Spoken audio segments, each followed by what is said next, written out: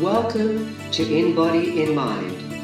Join us as we explore the world of alternative and complementary health, wellness, and life experiences. Our first interview is with author of the book Total Reset, Greg Campbell. Sit back and enjoy Greg's personal journey following his life-changing encounter with the rainbow serpent as a young man.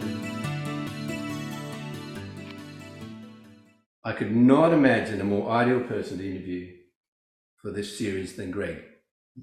I happened to meet Greg by chance as I was walking through the local weekend markets in Dunsborough.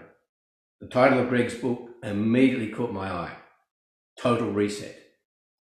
After taking the book home and eagerly flicking through its pages and reading as much as I could, I knew I had to invite Greg to eventually join me in a dialogue so that he can share his unique insights with my friends and colleagues and listeners. Greg is a published author. His book is titled Total Reset. He's much respected by the Gula family of the West Kimberley, a family which Greg is a member of. Importantly, Greg was invited by this family and this community to document and record the oral history and to share it with all peoples from all backgrounds. This first-hand ancient wisdom provides the foundation for Greg's book, Total Reset. I love this book, and I believe it is a must-read for anyone interested in how to bridge the gap between ancient wisdom and society evolving into the future together. How to build holistic communities based on the recognition of the inherent sacredness in all things. Total Reset provides a rich and invaluable source of insights into the spiritual life and Dreamtime oneness culture of the Gula family and people of the West Kimberley.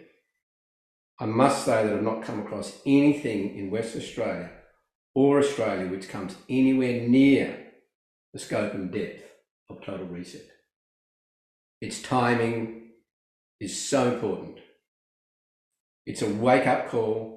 It took me on a journey which I now know I need to share with others. So having introduced Greg and his fabulous book, I'd like to hand it over to you, Greg. And I guess we'll just see where we go and where the conversation takes us. Good idea.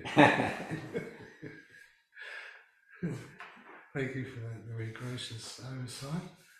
Introduction.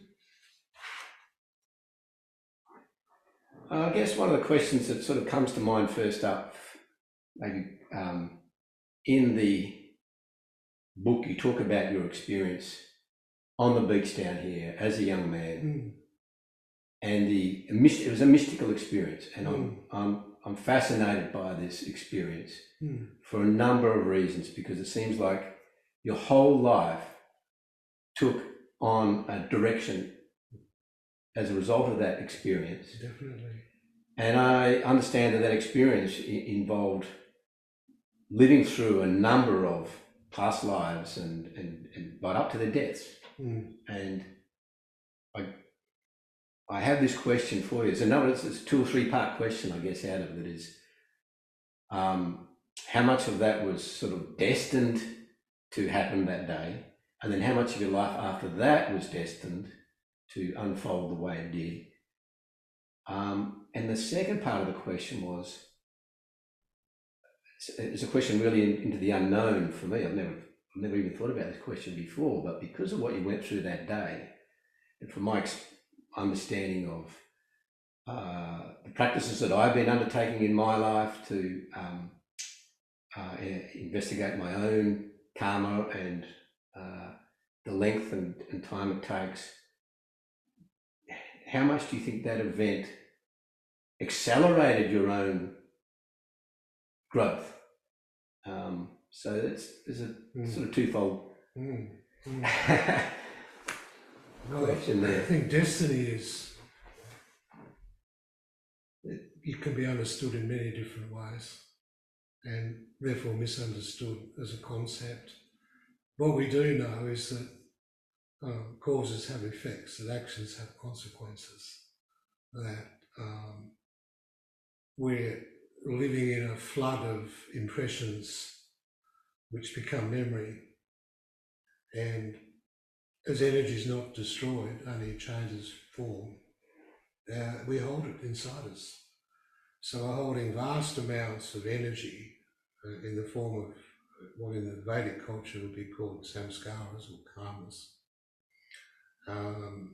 And it acts as an effective block on the appreciation, the appearance, the awareness of the reality of things, which is not what we perceive through our physical senses. It is a relative reality, a physical reality, but there's a lot more to this universe than that. Now,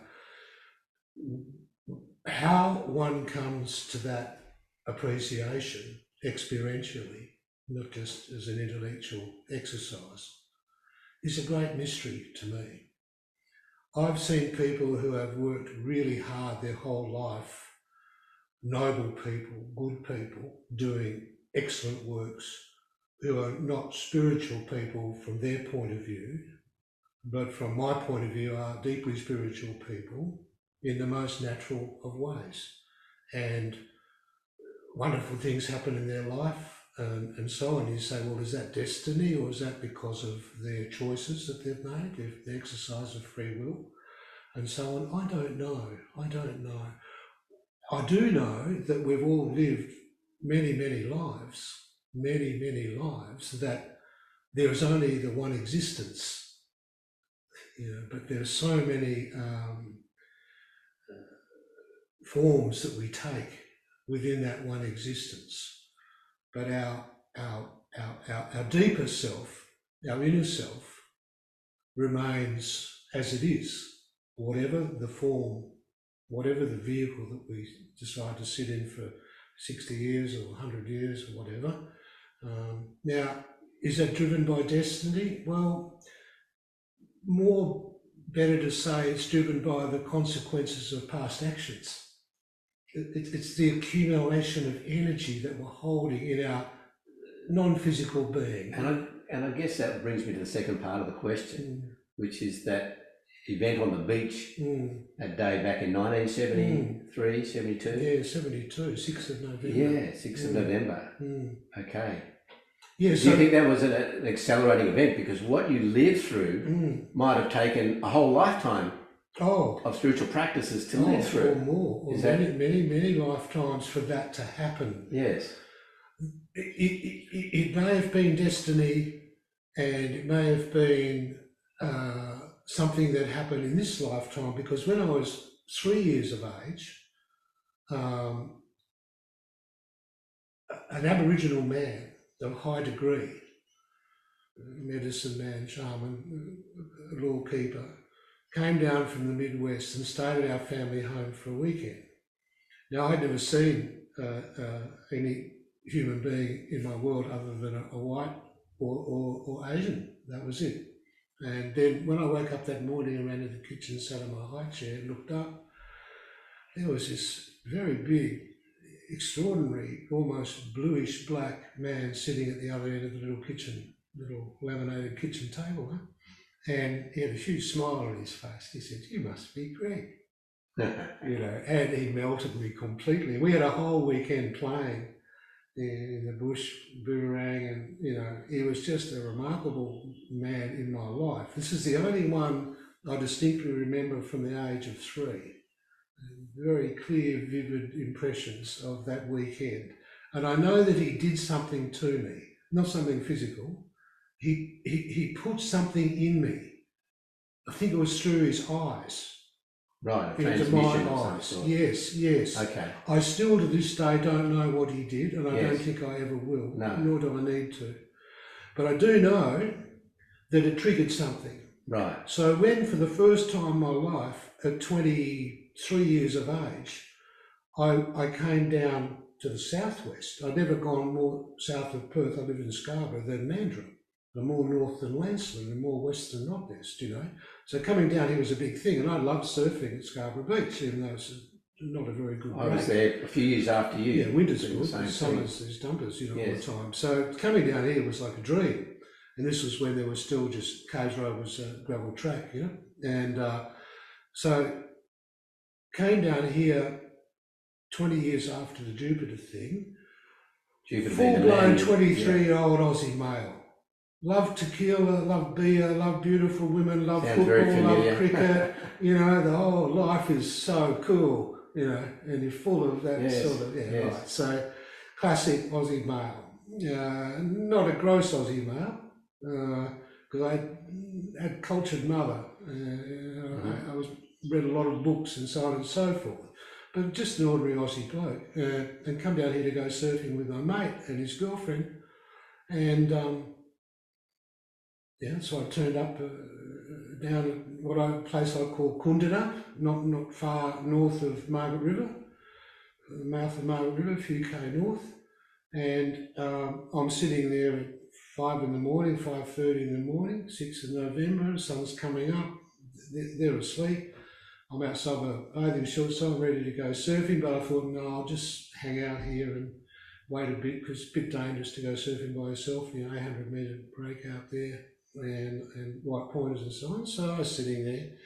The problem was, when we arrived, as we're walking down the hill towards this little shack that his girlfriend's family had in behind the dunes, just a little primitive shack, I started to get great fear of snakes being bitten. Like we were walking a narrow track, closed in bush, metre wide, and I could feel the very strong feeling of snake ready to launch itself and bite me. And it made no sense, because I'd spent my whole childhood playing in sand dunes at Scarborough Beach, playing in the swamps where there were snakes galore. I never had a problem with them. I liked them. I didn't see them as an issue. But on this particular occasion, this feeling now, so why did this fear, irrational, completely irrational, and I wasn't on grog or anything, no drugs, no grog, nothing, just normal. Where did it come from and why? I mean, I thought when I wake up in the morning it'd be gone. It'd be some stupid thing, who knows what, But those sort of things never really happened to me, but this did. And then in the morning, this fear comes back again. Now, intense, completely irrational. I'm sitting there on this little wooden veranda with my legs dangling over the end. I suddenly realised I better lift my leg up, because there's going to be a snake come out from underneath and bite me. This is like madness type thinking. This is completely out of character. And sure enough, from reeds at the base of the dunes, about 20 metres across cleared ground, a huge black snake, at least 5 metres long, body as thick as my thigh, shot out of the reeds and bit me on the right foot. And I look at it, and I feel the fang marks, and it shoots back into the reeds, and it all happened in a nanosecond, much faster than was physically possible. But the rationality wasn't the issue at that point. The issue was, when I looked at my foot, I could see the 2 fang marks, and I could feel the venom rising up my leg. And it was a very big black snake, and I knew that I probably had no more than an hour to live. Right? Now, in physical reality, nothing happened. To the best of my knowledge, nothing happened in physical reality. But the experience was in physical reality. So this great serpent bit me, and I thought, I've got to find where I want to die, because no telephones, there's no mobiles, there's no fixed phones, there's nothing, no two-way. Our car was bogged way up on top. It actually took them all day to get it out.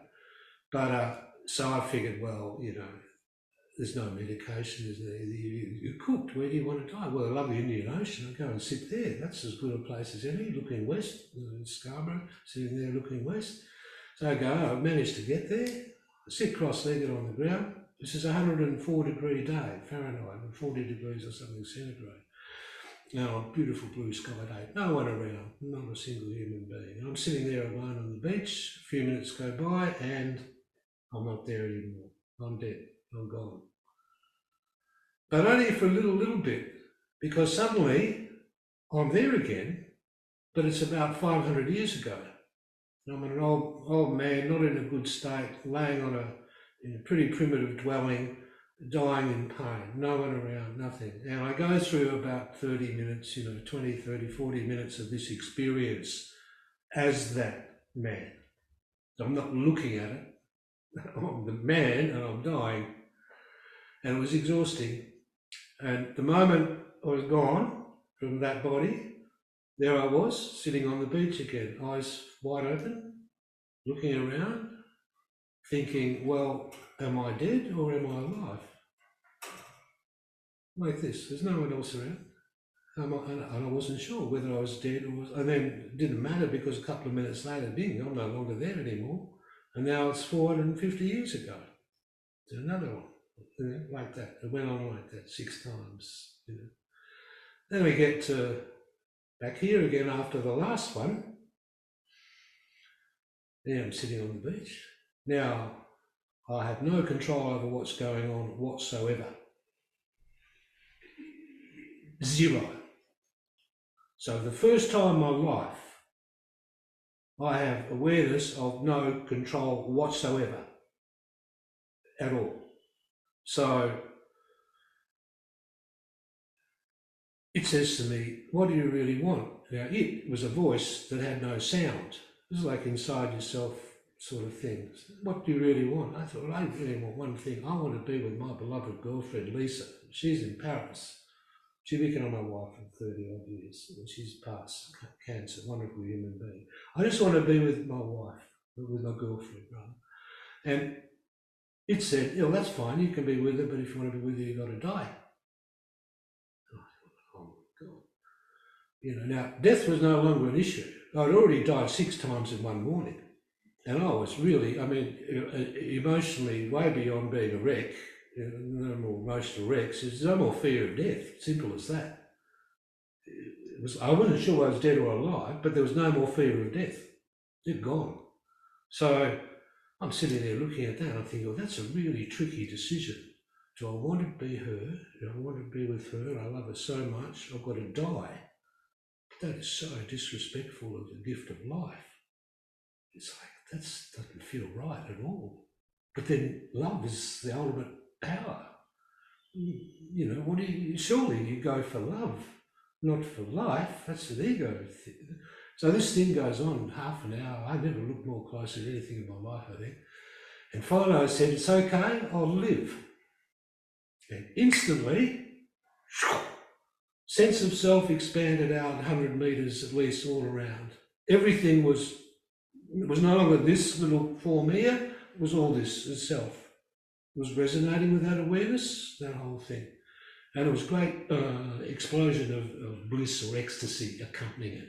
Like a best, climax orgasm you've ever had in your life, multiply it by 10. Whole body, mind. Yeah, the whole thing is just vibrating with it. It's uncaused. There's no apparent physical cause for it. So, and it's just vibrating like that. And then a few minutes, now it's 10 kilometres, 100.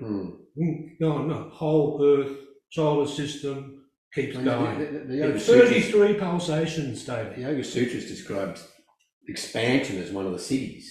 Well, all I know is this big snake bit me, and I died 6 times, so to speak, the experience of, and then there was this transcendence thing happened. Yes. And I found myself looking at the whole universe through its eye. It's EYE. It was its eye. Yes. And this is real. This is like the real deal. It's the no separation. None whatsoever. Impossible to have separation because it is it. Yes. And so here we are sitting now and it is this. One of the definitions of samadhi is that moment that we sense the connectionness to everything, and that we're part of the fabric of the universe, not a separate piece being pushed around by it, but we're part of the fabric. Totally. Yeah, and that's described as a samadhi experience. Totally. Yeah, so not as profound as for you went through, which I keep coming back to how profound that was, and how much of the cliches we talk about as obstacles. You talked about those obstacles, and the big ones in for instance, that Patanjali outlines I am this attachment to, our identity, avoidance, of pain, seeking after pleasure, and one of the cliches I also know is the fear of death, right? So in that experience, it's almost like those 4 or 5 cliches, which are regarded as the ground of our samskaras, of our conditioning, of our programming, and our habitual patterns and pathways, were divinely illuminated for you or cleared for you. What I came to understand, a long time later, decades later, was that was the rainbow serpent, but I came much earlier to understand that in the Vedic tradition it's Kundalini, and that power with me that day was merciless and just simply obliterated everything. Right. Yeah. And when that sort of 33rd thing happened, now this whole, and when I say universe, I mean past and future, hundreds of millions of years each way, are all timeless. Well, there's your beyond time and eye space. looking at itself. Yes. The realm of all possibilities, whatever manifested, it's all there. Whatever will manifest, it's all there. And it's all that one. It's all that one. It's all the dreaming. It's all consciousness. It's all energetic, intelligent consciousness. It's one system, and everything within it is conscious. Not just human beings, animals and trees. Everything. It's the foundation, or what the great Aboriginal elder Lulu, who I call Paddy Wright, refers to as the ground at the bottom of everything. Gari Gara, the dreaming. Yes. Chukurpa, in Central Desert, Niting, I think, down here, among our people, Wodani, and so on. Yeah, well, we are on Wodani. So look, all the cultures know this stuff. Yes. And have known it from day one, and have lost it or regained it, or maybe then misinterpreted it, taken a different way, or put it, as we did in the 17th century, started to push it all to one side and have a very strong dichotomous separate society of separation. The science we're separated from nature, separated within, we're separated from others. The Cartesian, Newtonian, all that stuff, So that's all temporary phenomena. It can't last. It's not sustainable. It's not in accord with our species' blueprint for living. Every species has got its blueprint for living, or its law, or its ways. The Dharma is called in the East. The Dharma, the natural. The Tao. The Tao, the natural. That which is the way. What it is. It has no definition really, or no name. It is the way. The first law is called Earth Law. This is the root of the issues facing the world today, is that we've become disconnected within from that, and then in our social and economic structures have created institutions so on which ensure separation rather than bringing together. It's the divide, keep it apart, control. And I guess to appreciate that, you had an experience which gave you a real insight into that from a very early age. But what to do with it? Is the question what to do with it. And exactly. I guess you got the answer the next day because you came back to Perth. Actually, that day. And there's a book on your doorstep. Yeah, I know. It's extraordinary. Called The Play of Consciousness by Baba Muktananda. And you still don't know who sent you that book. No, I don't. Well, it wasn't Australia Post Delivery Day. It was a public holiday that Monday evening, and there was a brown paper package addressed to me. It had no sender on it, no mailing or anything, and so I just opened it, and the book, tore the package apart, opened the book at random, and I started reading, and I read this disciple of that Indian spiritual teacher was saying to him, last night I had a dream. In the dream, Barbara, I was bitten by a snake. What does it mean? I couldn't believe it. I mean, I just, this is when I realised from that point on that things were never going to be the same again. And so there's a synchronicity at work there. Yeah, huge. Huge. And he didn't wait around. So he didn't. Time collapsed. He didn't give me any time to process it, or whatever. I just hit me right in the face that very evening, and I turned to my friend Russell and I said, I'm going to India. Yes. I mean, what else would you say? Absolutely. Of course, even though it wasn't the done thing to be doing. I had an experience where a book jumped out of the bookshelf, landed on me. and Good one. there was a woman there who saw the whole thing. He said, that book's meant for you. And it was. It absolutely meant for me at that time of my life, about 30 years ago. Davey was with me at that time. Yeah. So, congratulations on your little booklet that I read the other thank day you. too. Yeah. What's the title again? It was the Sowing the Seeds, or excellent. No, you're a serious student of the traditions, of the higher tradition. Well, thanks, Greg. I do enjoy, and that's what I guess brought us together in a way that books have sort of ran through my life, and I fortunately, grew up surrounded by books as well, a bit like yourself. So this book lands on your doorstep. You don't know where it came from. It's the life story of a saint, an Indian saint, who went through an incredible mystical experience himself, which he documents in that book, The Play of Consciousness. And which is all about the awakening of the Kundalini Shakti, or the rainbow serpent energy. And so you then take yourself off to the ashram. See, so this is where I think, the journey begins, doesn't it? To find out what happened. I didn't want to do that. No. If there'd been an Aboriginal person who had appeared in my life that day or that week or that month, and had said something or whatever, then I would have gone there. Yes. But all that happened was that's what happened. Yes. And so instead of me having to process and try to work out whether I'd gone crazy or blah, blah, blah, I just thought, well, that's obvious. I just need to, whatever you might think, whatever this damn ashram thing is, and this guru thing is, I've got to go there. And that's what I did. So that was an interesting couple of years. Yeah. Because it was a very, certainly at that point, a very strict traditional ashram.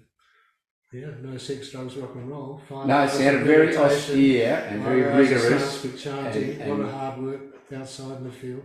Yeah, and the real deal. And I guess the question I had for you in that experience was, did it provide any answers or resolutions, or did it need to, that experience in the ashram?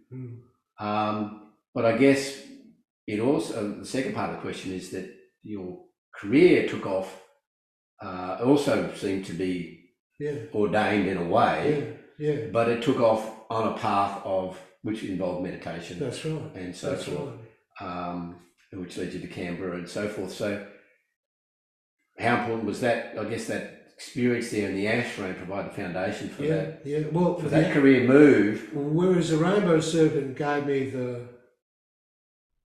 that experience. Yes. Which is beyond all value. No words can. No, you can't. So, but the ashram worked on cleaning up Greg. Right. There you go, 23-year-old Aussie bloke. Yeah. And it's still a work in progress, I think, David, to be honest. Yeah, I'll share that. It's like almost to be more kind, be more compassionate, make sure you never sit in judgment on others, still, you got to do it, don't slip, keep on like that. So it's still happening, but that experience in ashram was so intense in terms of working on any ego stuff, and we have lots of it at 23, It comes to the surface, they call them kriyas, all sorts of stuff, emotional kriyas, physical kriyas, shaking and all sorts of things going on. And you're cleaning it up, you're getting rid of samskaras, they're burning off, the fire of yoga, referred to you. So, it was a very intense burning off process. Now, I was only going with what had been set in motion on the 6th of November 72, right? Yes. So the time came to leave the ashram because Muktanand always said, this is not where you're supposed to stay and live forever. You're supposed to come here, learn, practice, get it, and then go back and apply it, integrate it into your life. The whole world is the temple of God. He would say, it's not just this; it's the whole thing. So go and understand that and live with that in that integrated way. Yeah. So we came back and did that. Now the question is, what do I do at that point? Because I've sacrificed a career now, or potential career. I was into my third year study at law school at UWA.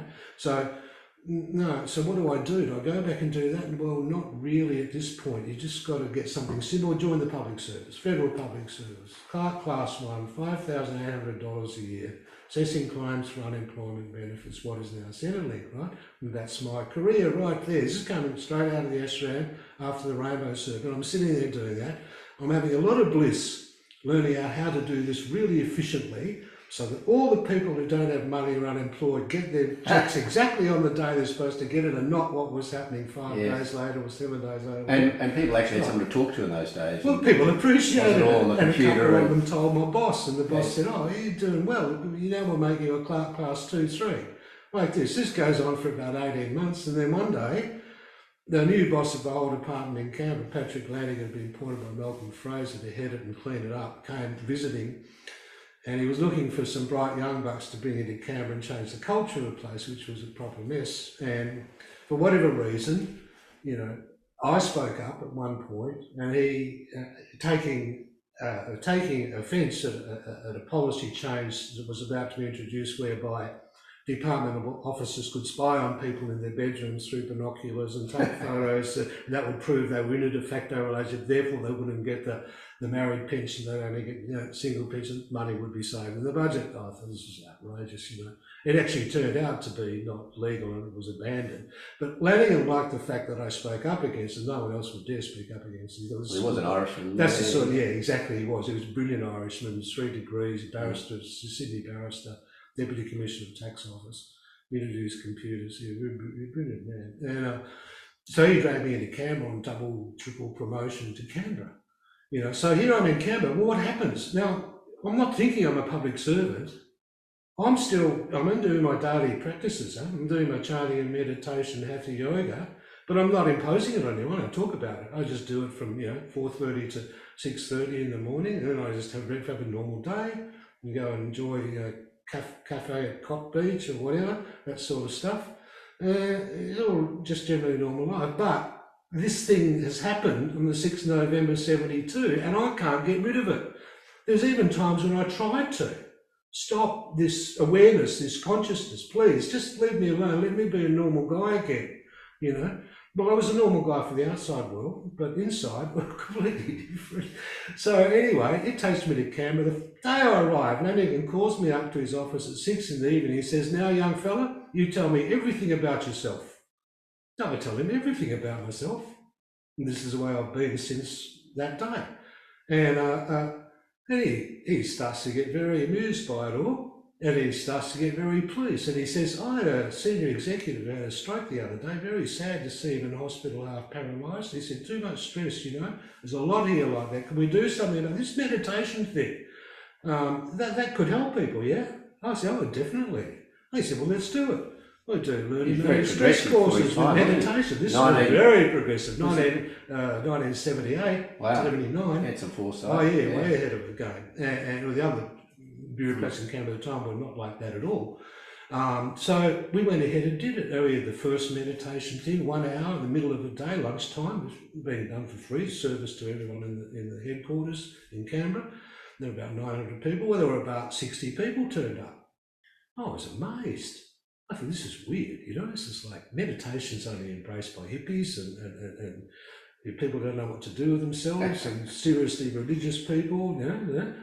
I thought, this is just all this senior executives there, there's typists from the typing pool, there's all sorts of different people there. So I talked to them briefly for 20 minutes or so about meditation, the mind, tell them we're going to use a mantra, a hamsa, so with the breath, and we all go to meditation, and 20 minutes meditation, we come out and ask, well, what happened? Oh, it's just tears in the eyes of people. Some had heard thunder roaring on this blue sky day, others had seen lights, others had seen visions, some had seen something in the future. Yeah, and they're all just chatting away about this. Like, I hadn't had some of the experiences they were talking about. So the next Wednesday lunchtime, the 80 people turned up. And it went on like this. At the end, there were like 300 people coming. You know, it's teaching them all to meditate. Now, that wasn't my job. It was something I was doing, as it turned out, 3 lunchtimes a week for a couple of years in Canberra. And many came from many departments, including military and intelligence service and so on, to see what it was about. And so that's... You took this to other organisations as well. Honeywell, was it Honeywell? Well, and then Telstra. Yeah, but I didn't intend to do that. So No. this is not... I was just doing my work and had a mortgage and a car and a wife and 2 children. But Lanigan wanted me to do this work, so I did this work. And people seemed to get something from it, so they wanted me to keep doing this work. So I just kept doing it for free. Wouldn't it be wonderful if someone like you in Canberra now? They wouldn't be in the mess we're in. But one day, one of the generals who came told his mate in Melbourne, Richard Pratt, who became wealthiest man in Australia at one point, billionaire, about this work. And Richard had an open mind. He was intrigued by the fact that it might give people in the sporting field, not to speak of his organisation, which was a large one, a competitive edge because they get their mind together. Because he'd already worked out that one of the big problems in managing a lot of people is this whole cultural mind. Yeah, exactly. How do you get them as a really cohesive, high-performing, switched-on, excited, positive team, right? That great mystery, which is still a mystery from... The flow state, they call it now. Is that right? Oh, good one. So Richard had me come over to Newport, Rhode Island with him and the team that he put together for the 1983 America's Cup. And I was their medal preparation guru, basically. So every morning, the SAS guy did the physical training with them, and I did the medal preparation with them. And that's how it went. Well, we were knocked out of that cup because Australia too, as you may recall, magnificent design and very well managed by Air, but Warren Jones was the manager who really was the one. And Bertrand and the crew, outstanding team effort. Rightfully won the cup, first time anyone ever defeated America in 100 odd years, and then to win that America's Cup, the prestige of yachting supremacy. So, but when I came back, one of the guys I trained actually sailed in the last 7 races on Australia too, and he knew what had happened to him. I mean, 19-year-old apprentice turner fitter from Williamstown. He's just a young Aussie kid, and very nimble, and a cool guy. And he got the benefit of being under great pressure and stress and not cracking, because he understood what this sort of centre is, where you're there, you're right there in that space, and you just go with that flow. Mind is sort of not so much involved; it's just you're there and you're being. What did Lulu had a word for this that you talk about in Total Reset? Yeah, true feeling. True feeling. Yeah, true feeling. True feeling is a big thing, a very big thing. In our culture, we mainly use the intellect and the mind in order to work out decisions, We use emotional stuff as well to sort it, right? But we rarely use our true feeling. Now, the way Lulu explained it, true feeling, the power or the seat of it is the belly. Here, the belly. You can say Manipura chakra in the Vedic tradition. He said that this is the seat of Lian, Lyin. This is the seat of Lian. Lian is like the thread that connects you to the whole. So if you like, it's the golden thread. Yes. It's invisible. So but like the umbilical cord connects the baby to the mother, this connects every individual, not just humans, with the whole. Yes. So that's our point of connection here. If you want to make yourself better, then you just slowly massage your belly around here like this. You'll start to feel better, Things. So true feeling is because you're then connected with the whole system. That's the intelligence of the universe, then it flows in. Yes. So it comes in as what we refer to generally in English as intuitive awareness. So that instant gut feeling, right? Intuitive awareness before the mind then kicks in to interpret it. Just there, that very instant, that is the way to go. Yes. But people ask me at the moment with the referendum, should we vote yes, should we vote no? And I said, well, you should inform yourself about all sides of the argument, but then go with your true feeling. Yes. So everyone tried to sort it out with their head. But no, properly speaking, you only ever travel with your true feeling. And that's all that I've done since 72. And your book does refer to that really beautifully, and it opened my eyes in many ways. In the dream time, the song lines, which you talk about as being like power lines, and then reintroducing the pilgrimages along these song lines. You've got some great initiatives in there too that I want to talk about a bit later on. Yeah. But the term that you refer to from the outset, in fact, the term that you recommend we all need to come to grips with for this transformation that Lulu confirmed. You're already on that path anyway, but he confirmed it with what he was able to validate and I guess demonstrate, a culture and a wisdom that was ancient that lived that way, and that was the oneness reality, right? So you use that term. It's a big part of what you're presenting. So I thought you might spend a few moments you have been talking about it really in a sense, but this concept of the lian and this connection as to the whole is a segue, I guess, into because how important you're saying it's so important to come to grips with that for any changes really to take place. Come to grips with what? Oneness reality. Yeah. Because it's like if a lot of changes can take place before that. All right. Okay. No, definitely. People can work on it. People can work to become more self-aware, more mindful, more honest, less denials, becoming more aware of the little patterns of the mind that are triggered by certain things. All that stuff is important work to do. Yes. Yeah, you could also add to that spiritual practices, whatever they may be. Yes. Sound, dance, meditation, studying texts, sacred texts, etc. Even taking entheogens, in the right ways and so on. All the work can be done and should be done. Yes. Yeah. Because what can happen where suddenly you're there can happen at any time, and for sure nothing you do or don't do can determine that time. Yes. So you can't say, I've done all this for the last 60 years of my life, therefore I have a right to that. Well, you're going nowhere. Absolutely nowhere. It reminds me of the story they often tell in India of the prostitute and the priest. They lived opposite each other in the same street. And the priest used to always look out his window at the prostitute and think, what a disgusting, filthy woman.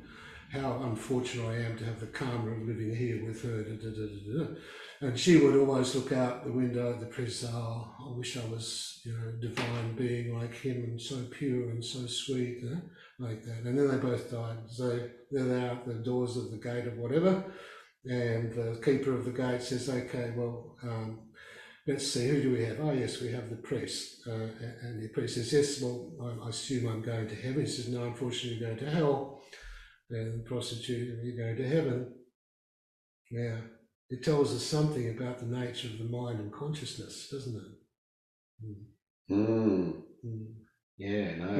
Yeah, you can do all the work in the world. Yes. And get nowhere. Yes. You can do a lot of work and go all the way. Yes. But you cannot control if and when that happens.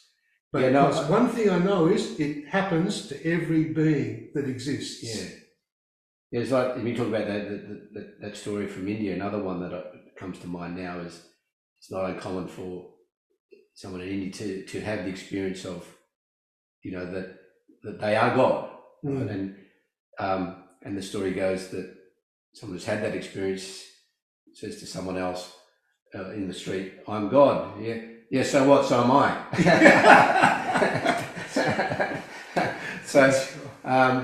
But,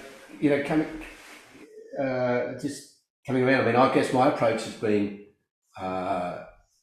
more of an intellectual approach. Yeah, Jnana academic approach. Yeah. So it's a legitimate path. And I enjoy that path and often wonder, when I'm going to have one of these more exotic sort of experience. So, but having sort of taken that sort of approach, there's been lots of revelations and epiphanies along the way, particularly if you can, keep practicing, so that terms like this sort of become real, and not just something. Well, you have a wonderful opportunity here because you live between the two capes. Yes. Now, this part of Western Australia between the capes is very similar to where I was living out just outside Broome. It's very powerful country. Yes. It is resonating with enormous power. I know that by direct experience. But what I'm trying to say, I think, is that reconnecting with country by sitting with it and being with it without any devices or distractions, etc., and not in order to achieve anything or do anything or resolve anything, just being with it for, say, a week. This country is so powerful that experience that people have yearned for can happen and may well happen. It's as powerful as any great guru who has ever existed in terms of its ability to move energy from it through you, and it's a powerful medicine. Yes, very powerful, very, much more than I realised in those days. I didn't understand what had happened. Yes. But now in retrospect, particularly as a result of 31 years with the old man and then the Glarblue family after he passed, I come to understand how important a relationship with the natural world is for those who are seeking have a spiritual aspiration. It's really important. Beautiful. And the old rishis all lived in the forest. Yes, that's right. Everyone lived in the natural world. And they intuited, so much knowledge from that. Anatomy, physiology, science. Yeah. I mean, they were able to, by immersing themselves in that. And so we think here are, the original Australians who've been out now here, we know, for at least 65,000 years. It's certainly 42 plus, 47 plus in this region. Yes. Can you imagine that many tens of thousands of years of observing the world around you, the natural world, and passing on the knowledge that you learn about all sorts of things? I mean, 1,000 years of that gives you a huge amount of accumulated knowledge.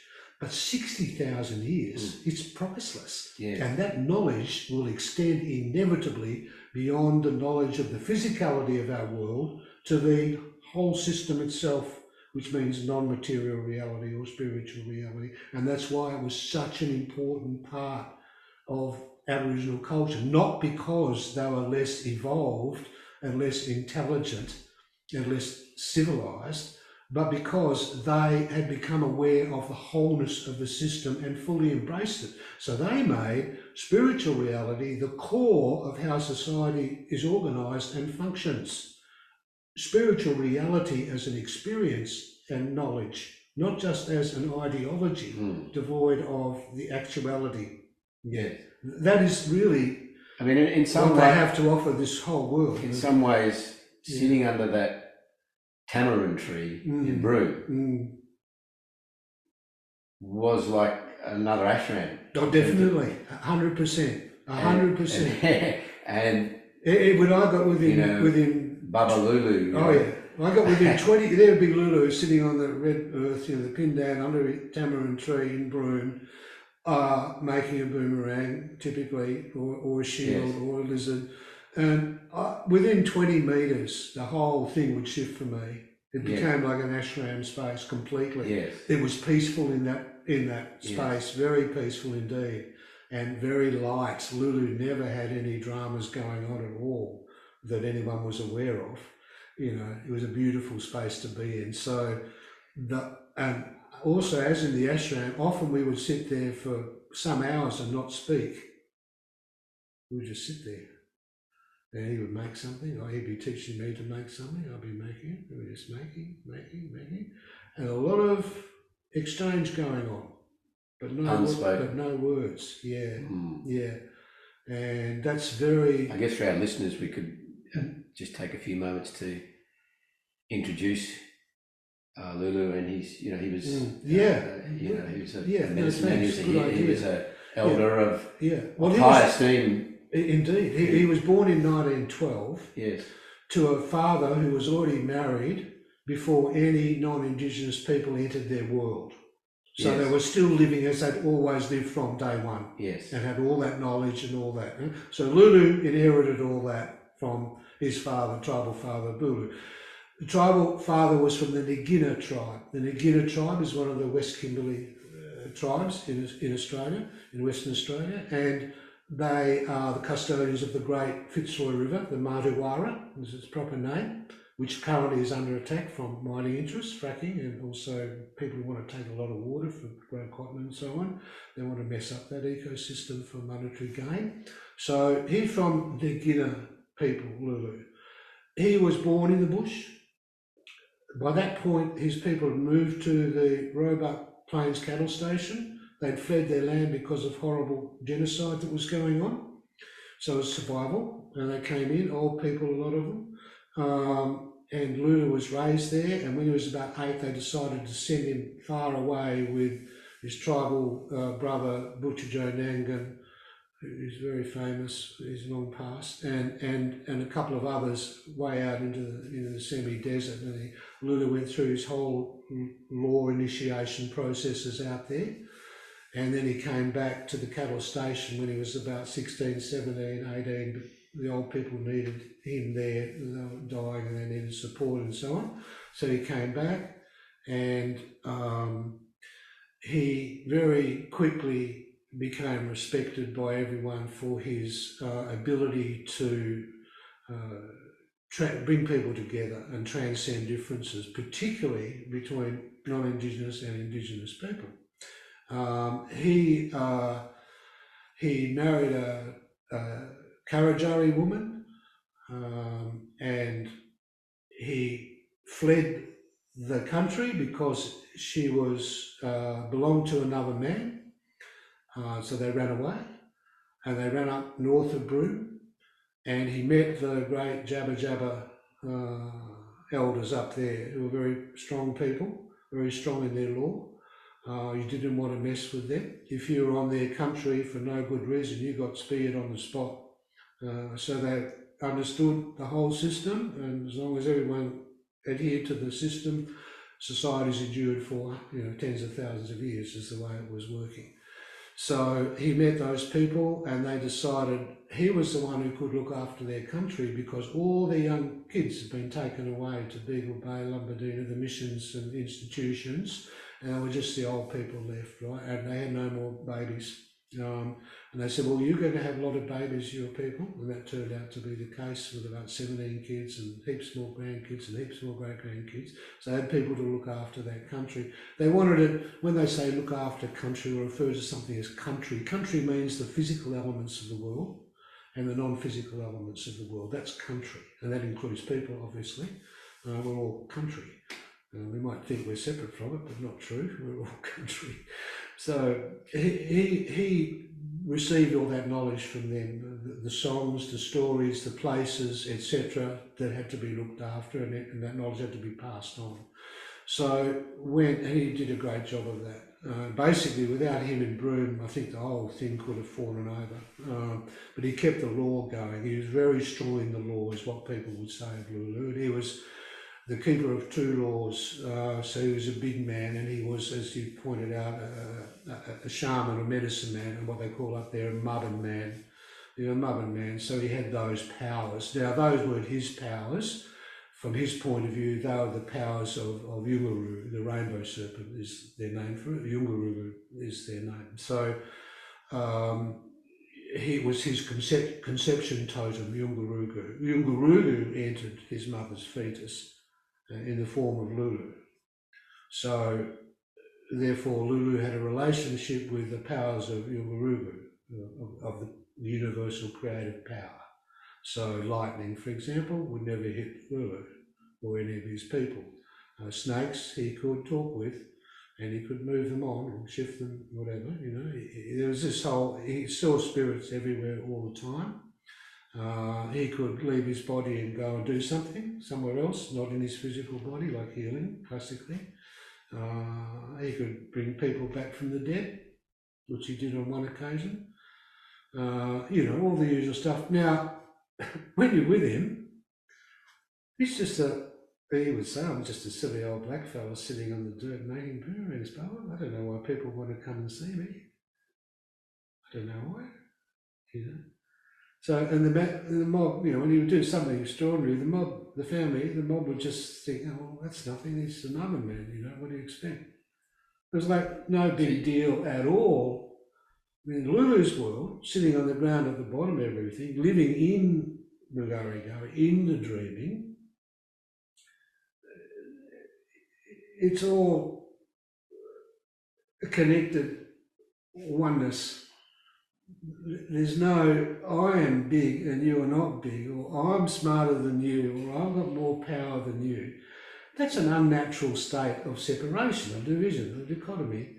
In his world, the sacred and the secular were one. They were fused. There was no separation at all. So, of course, no one goes around saying, oh, I'm a sage. You know, I'm a wise man. You know, I'm someone. He told me one day, he said very, very clearly, straight out, he said, just remember one thing, Bubba, the bigger the man, the smaller his mouth.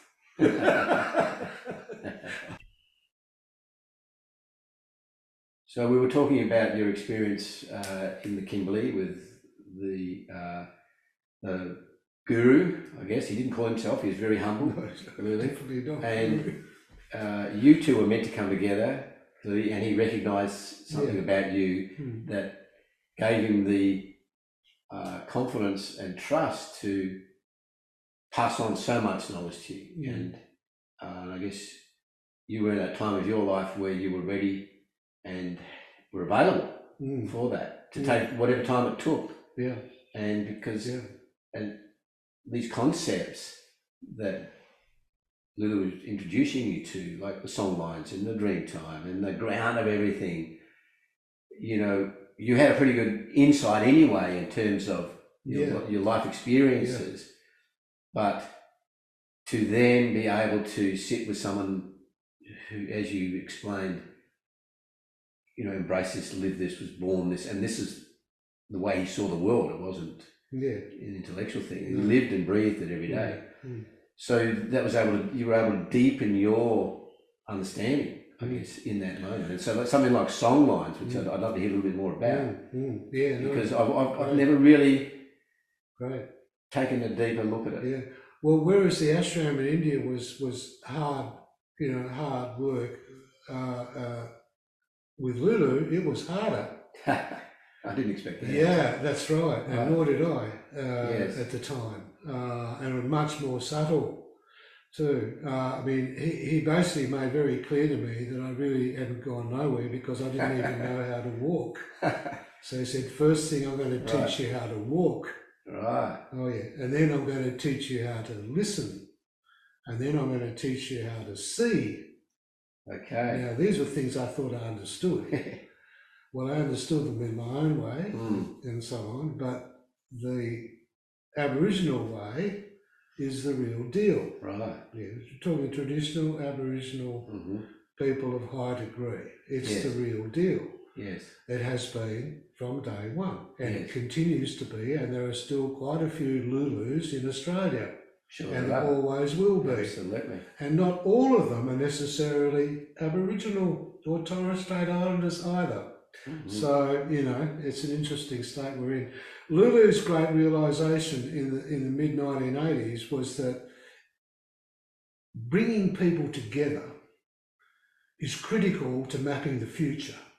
The future can't be mapped through contending parties, one seeking their way superior to the other. It has to be everyone coming together in common understanding and appreciation and travelling like a flock of birds do as one mob. The big problem was his mob had been run over and subjugated and nearly completely destroyed and wiped out by our mob. So how the hell do you bring them all together? Now, he himself lost many people dear to him from murders and chained, dragged to broom and drowned and all sorts of stuff, horrors, you know. There was not an ounce of anger or bitterness or any of that he ever showed in all the time I knew him. Never. Well, because why is that? Well, he's sitting in the sacred space. He's sitting on the ground at the bottom of everything, you know, so he's seeing the whole picture. So his great realisation was to bring people together. We bring them on country and we'll all walk together. Our mob, family, and the white fella visitors. White fella, he referred to everyone who was non-Indigenous, white, yellow, pink, green, whatever, he just called a white fella. He'll come together, we walk, and no better place to walk here because there's this great song cycle, as he called it. Song line is the more commonly known as, they prefer to call it as a song cycle, which is this country running from up the top of the peninsula, around One Arm Point area, down south of Broome to Bidjadanga and a bit beyond, 400 to 500 kilometres along the coast. It's the journey in their culture, in their world, of a great ancestral being who came down creating all this. So this now is all vibrating in this way, with these forms. That ancestral being has assumed these forms, just like ancestral beings have assumed these forms, this form, you know, whatever, all these different forms. Okay, it's all vibrating with that energy now, and it's taken on and is holding and will ultimately lose physical form. So Lulu said, well, if we bring everyone together and give them the opportunity to walk the song line, then maybe people will wake up.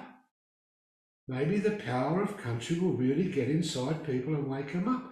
And therefore, at the end of every walk of the song cycle, called the Lurujari Heritage Trail, or the Lurujari Dreaming Trail, every walk the Gulabulu people have done since around 1987-88,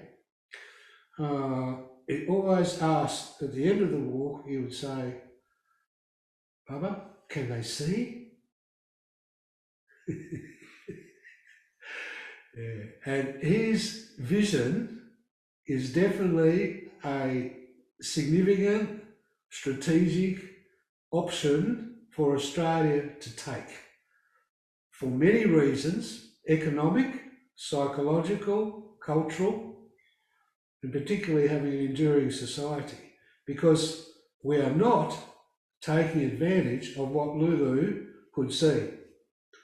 They have in Spain, in France, with the Camino, that famous pilgrim's walk. Santiago Trail as well. Machu Picchu, the walk there, you know, and in Japan also, they've got a magnificent one going. And here we have tens of thousands of kilometres of song lines or song cycles, like a vast web, which has become and pulsates right now as Australia, not having the same standing, but it has great power. In my view, the greatest power of any country on earth, because it's covered by this grid of energy flows, song cycles as they're known here, or song lines in Australia, different names in different places.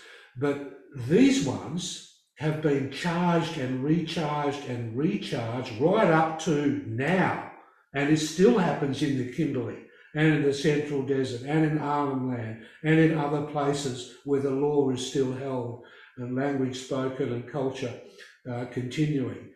That goes on all the time, and that is a great resource for psychological well-being, for spiritual upliftment, for economic gain, because they could become the most famous of all the pilgrimage trails on earth by far. You're thinking tens of thousands of kilometres where you're actually looking after the ecosystems. I mean, the Murray-Darling, if that had been operating 100 years ago, there's no way in the world it would be in the mess that it's in now. Full stop. So that's the destiny that awaits the Martuwarra, the Fitzroy River, unless people wake up and realise these are assets that are never to be exploited in that way. These are to be exploited in ways that uplift people and uplift all life on that country by looking after that ecosystem and allowing people to experience its great power, healing powers, spiritual powers and so on. And just the the self reward that you experience when you tap into that sense of being a custodian. Oh, yeah, right? Yeah. And that sense of Yeah. I'm also responsible for what happens. You know the feeling we have for our children. Exactly. We feel as mother or father. For children. We feel custodial, caring in the deepest level of our being. Yes. That is the feeling to have with the trees and the rocks and the birds and the things, whatever they are. Life, whether they're malevolent ones or whether they're not malevolent, you still behave appropriately. Yes. But that feeling, that's everything. Custodian. Yeah. So this is a really good place, I think, to end our first discussion. I think, Greg, you left it on a really positive note. That vision you just outlined there. Laid-back chat. I'm tingling just thinking about that vision you just outlined. I haven't heard you speak about that before in the way you just presented it. So I think that could be the seed for our next discussion and next get together. I think it would be a good launching pad to start there with some of the other initiatives that you've outlined in the book. Terrific. So thank you. We hope you've enjoyed our first podcast. We look forward to your company next time, in body and in mind.